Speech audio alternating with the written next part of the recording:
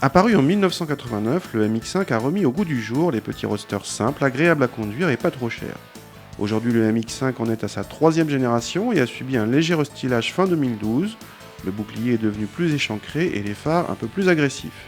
Il n'y a toujours que deux moteurs proposés, le 1,8 litre de 126 chevaux et le 2 litres de 160 chevaux. Les deux sont disponibles avec capote en toile comme la nôtre ou avec un toit rigide escamotable. Les puristes préfèrent la capote souple conforme à la MX5 d'origine et qui coûte accessoirement 2000 € de moins à l'achat. On ne monte pas à bord d'une MX5, on y descend. La position de conduite est en effet très basse, les sportifs aimeront.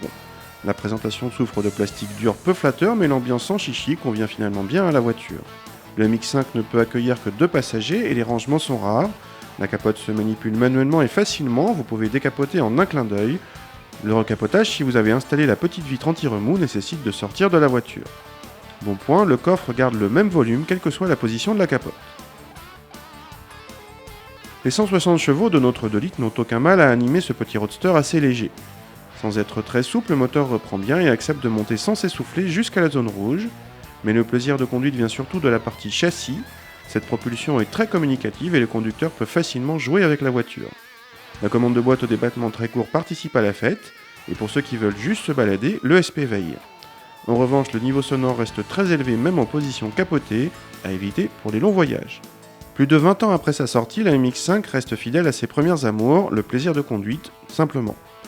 Cela permet de rester dans des zones tarifaires raisonnables puisque notre modèle n'atteint pas les 30 000 €, mais les consommations assez élevées viennent gâcher la fête, y compris avec le malus écologique de 2600 €.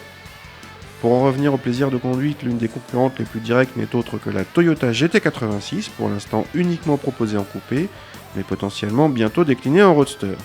Le plaisir de conduite n'est pas mort.